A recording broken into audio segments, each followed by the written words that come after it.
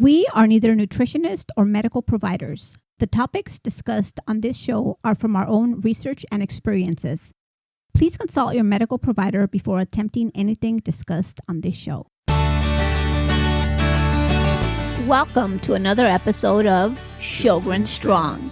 This is Brian. And this is Lupe. And this is your weekly podcast discussing living an active and healthy lifestyle despite having a diagnosis of Sjogren's syndrome.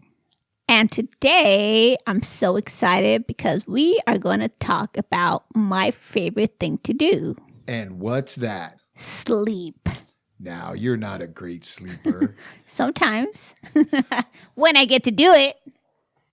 So, as you all know, I am not the best sleeper. It comes and it goes. Sometimes I fall asleep on command, but most of the time, it's really hard for me to fall asleep and stay asleep through the night. So, what we're going to talk about is a few tips and tricks that will hopefully help you, help me, help us sleep better. And I hope they work. So next time I grab the vacuum cleaner, you're not like, oh, I'm tired. I'm going to go rest. No. That has nothing to do with sleep. That has something to do with my back starts hurting. Whatever excuse it is, but don't tell him.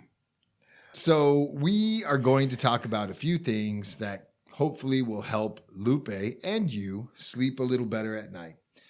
Should go without saying, but we're going to say it to make sure the bedroom is a quiet, cool, comfortable place to be. Or wherever it is that you sleep. Because I do not sleep in the bedroom. I sleep on my recliner. I cannot sleep in bed because after about 10 minutes of laying flat, my lower back starts killing me, so I can't do it. So I personally sleep in the living room, in the recliner, almost in a sitting position. So the next thing we want to talk about is setting a pattern of what time do you go to bed, what time do you get up. Now, depending on work and children and all of that, this might fluctuate a little bit, but if we choose that 9 p.m. is bedtime and we turn TVs off and put our cell phones down. Why are you looking at me like that? And prepare our minds and bodies for sleep, it can help. And then setting an alarm and getting up at a regular time as well. For the record, my cell phone is my whoopee, and I need it in my hands in order to be able to fall asleep. Literally, I take it out of her hands and put it on her charger. After I fall asleep. But you know what? Sometimes I think that's what keeps me up. The bright light is what keeps me up.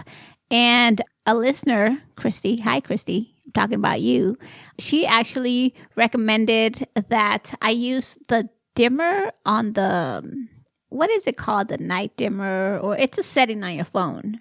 And so I did do that because it was really bright. And when I did that, I don't know, it worked. It worked for me. Yeah, and there's actually screen protectors you can put over that gets rid of the blue light, I think it is. I've read about them. I've never used one. But apparently it's whatever frequency of light or however they measure it just stimulates the brain. And by turning things off and giving yourself 20, 30 minutes with nothing bright in your eye can help you fall asleep better. And that includes TVs. I actually did try the screen protector that goes on your phone, and it's black, and people can't see. What is it? What was it called? I don't remember. It was a security screen. Yeah, and people behind you or on the side of you, they can't see your screen, which I thought was pretty cool, but it was really dark, and I was actually straining my eyes, so that didn't work for me. Maybe you should try one of these other protectors that... But I dimmed the light, which it seems to be working, so I like that. Thank you, Christy.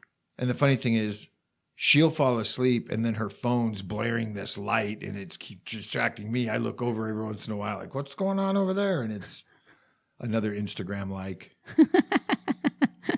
That's funny. Or my sister, sometimes they go crazy texting at night. So a bedtime and a time to wake up, setting those and sticking to those and turning them into a habit. And the wake up time is there so you're not oversleeping and being awake the following evening. So getting up, having that routine is recommended. Now, obviously planning out enough sleep. For me, my average, if I'm rocking it, my average is 6 to 6.5 hours of sleep at night. Some nights I get 7, some nights I'll get 9, and 9 seems to be too much for me. I have a hard time the next day. But where are you at, Lupe? My average is about 4 to 5 hours. Which isn't enough. But that's my average, so I don't really know any better. A few weeks ago, I got about 10 hours sleep, and I woke up feeling really good. But that's not normal for me. So planning an 8-hour window or an 8.5-hour window for sleep and trying to make that habit and routine is what we are suggesting here.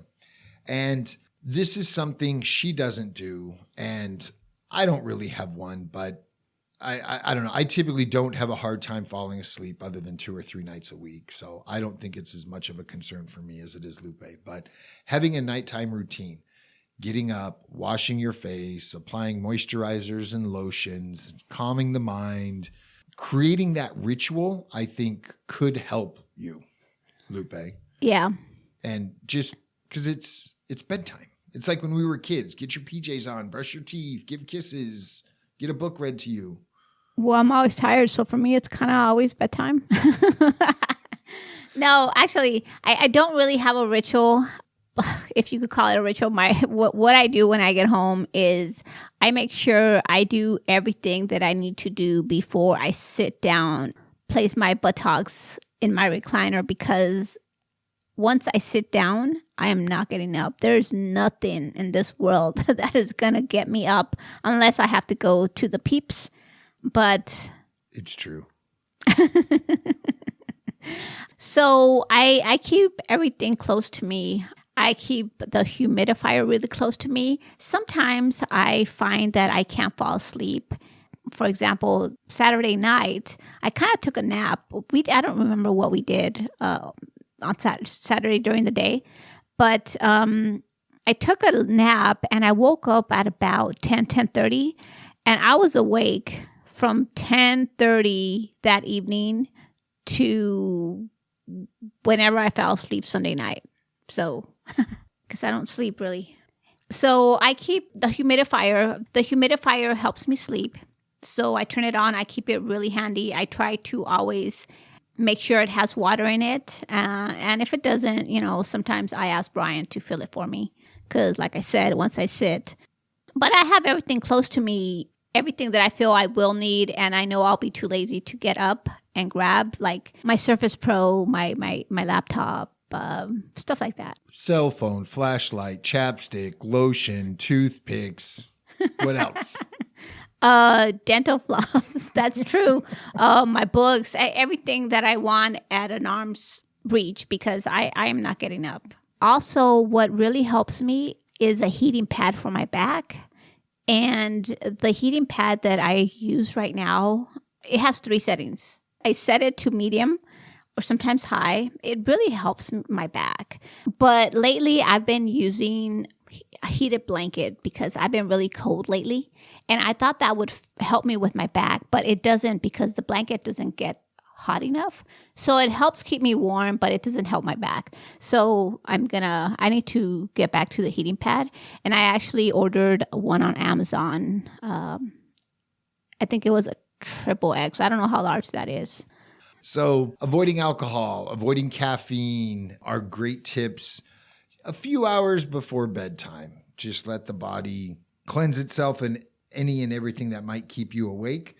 And the last topic that we're going to point out, this is something that I do, is I'm the type of guy that if I think of something, I need to do it or write it down so I don't forget to do it.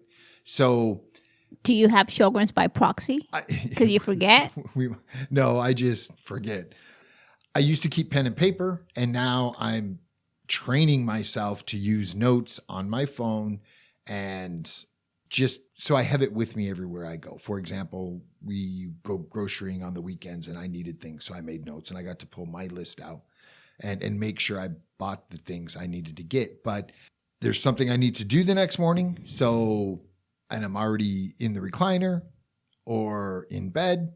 So I'll just grab my phone really quick and add it to the note. I don't like adding a grocery list to my phone because then I'm that girl that's walking around the grocery store looking at her cell phone, tripping over people. You were that guy.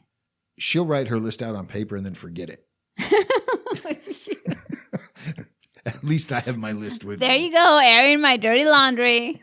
I'm like, hey, did we have this on the list? Oh, I forgot the list. Guilty as charged. Yeah, and then we end up, okay. Anyway, we won't even go down that road. But you did mention avoid alcohol and avoid caffeine. I personally, we haven't had alcohol since September 2018. That was the last time. That was, I believe, what caused a major flare that I had. And I was in flare for weeks. And we realized that it was alcohol. And I won't touch it. I don't even crave it because I never want to feel that way again. Yeah, we actually came to that realization after that fundraising event we went to when we had a few cocktails. Yeah. And the next day when we kind of put two and two together, we threw all the alcohol that we had in the house away. We haven't touched had it. A drink. Not in family functions or social gatherings, nothing. So thank you, Brian, for supporting me that way. Of course. And caffeine, as far as caffeine, I don't really drink it. I stopped drinking Coke. Once in a while, I'll have it if we go out to a restaurant. Maybe. That's really iffy. Coffee, I don't really drink coffee. Once in a while, Starbucks. I think it has more sugar than coffee, to be honest. If I go to my sisters or my mom's, they're always drinking coffee. And I think I add coffee to my sugar because it's really sugar that I like, I think. But yes, stay away from coffee and alcohol. I think as long as it's warm for me, it kind of helps me fall asleep. Tea, hot cocoa, adding coffee to my sugar. As long as it's warm, it might help. Yep. At the end of the day, especially when you're tired, it can be difficult to make changes to your routine. But I will work on establishing an evening routine to prepare myself for a restful evening. I feel sleeping through the night is one of my biggest challenges. So if you have a routine to share that you feel might help me or other listeners, please let us know. Until next time, sip constantly and stay hydrated.